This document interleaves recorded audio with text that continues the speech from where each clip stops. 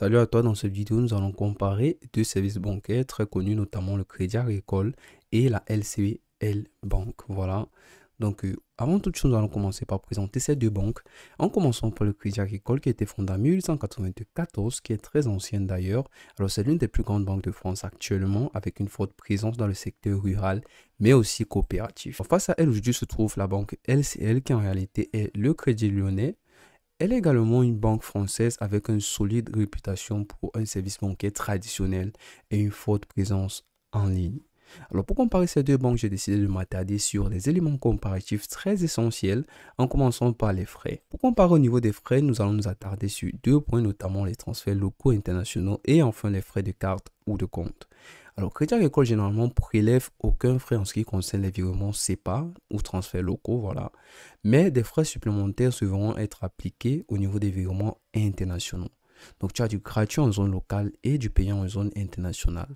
Alors, chez LCL, généralement, tu as des offres au taux compétitifs, mais peut appliquer des frais supplémentaires pour les conversions importantes. Donc, s'il s'agit vraiment de devises très différentes, par exemple entre le franc CFA et l'euro ou le livre, il y aura vraiment des frais supplémentaires qui seront appliqués, qui seront supérieurs à d'autres. Alors, les frais sont souvent plus bas et peuvent inclure des frais de transfert indépendants selon la monnaie choisie. Alors, au niveau des frais de carte et de compte, généralement, ça aussi entre 40 et 130 euros par an chez Crédit Agricole. Et les frais de carte peuvent varier aussi chez LCL, mais souvent avec des options plus réduites que ce que Crédit Agricole propose. Prochain critère, les taux de change. Alors, chez Crédit Agricole, on applique un taux de change basé sur le marché interbancaire avec une majoration de 2 à 3% pour les transactions en devises étrangères. Alors, chez LCL, on propose des taux de change compétitifs, mais les conditions peuvent varier en fonction des types de comptes et des services spécifiques. Alors, au niveau de la transparence, tu as des simulateurs en ligne pour estimer les frais en fonction des services choisis, ainsi que des récapitulatifs clairs des relevés de compte.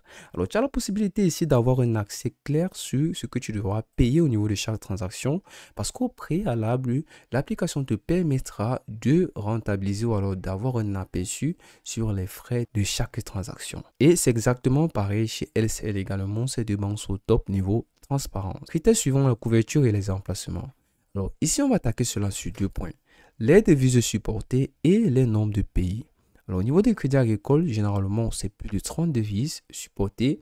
Et chez LCL, c'est presque pareil. Tu as également une trentaine de devises supportées. Il n'y a pas vraiment de différence à ce niveau. Au niveau du nombre de pays, tu as généralement Crédit Agricole qui est principalement disponible en Europe, mais avec une présence globale, généralement autour de 50 pays. Chez LCL, tu as la même chose, mais avec environ 40 pays, donc un peu plus moins que ce que Crédit Agricole propose. Mais en plus de cela, LCL est généralement très concentré en Europe et en Afrique. Ça peut être un problème si tu es quelqu'un qui te déplace constamment vers les autres, tels que l'Amérique ou l'Asie. Donc, généralement, les types de devises de LCL et le nombre de pays disponibles sont généralement entre ces deux continents-là. Critères suivants, les vitesses de transfert. Alors ici, on va étudier cela sur deux plans également, les transferts domestiques et les transferts internationaux. Alors, Crédit Agricole, généralement, c'est des virements SEPA qui sont exécutés en 1 à 2 jours ouvrables, contre LCL qui s'effectue généralement dans les 24 heures. Donc, on a une marge de 24 à 48 heures chez Crédit Agricole et chez LCL, on a une marge de 24 heures. Donc, je pense que LCL est un peu plus rapide que ce que Crédit Agricole propose. Au niveau des transferts internationaux, tu as des virements internationaux qui prennent jusqu'à 2 à 5 jours chez Crédit Agricole. Et chez LCL, généralement, ça se passe entre 2 à 4 jours. Donc, encore une fois, la marge de LCL est beaucoup plus réduite que ce que Crédit Agricole propose. Alors, en plus de cela, LCL te propose des options de transfert instantané qui sont disponibles avec des frais entre 15 à 40 euros. Voilà, donc c'est également un avantage à remarquer chez LCL qui donne un bonus de plus par rapport à Crédit Agricole. Autre critère, les options de transfert et de paiement. Alors également ici, on va étudier cela sur deux points, les types de transfert et les méthodes de paiement uniques. Alors Crédit Agricole te propose comme type de transfert des virements bancaires, des prélèvements automatiques, des chèques et des paiements en ligne via des services tiers. C'est exactement la même chose chez LCL, il n'y a pas vraiment de différence. Elle te propose des mêmes services au niveau des types de transfert. Alors, les méthodes de paiement qui sont uniques à ces deux banques, tu verras chez Crédit Agricole qu'il y a une possibilité d'avoir une carte de paiement personnalisable.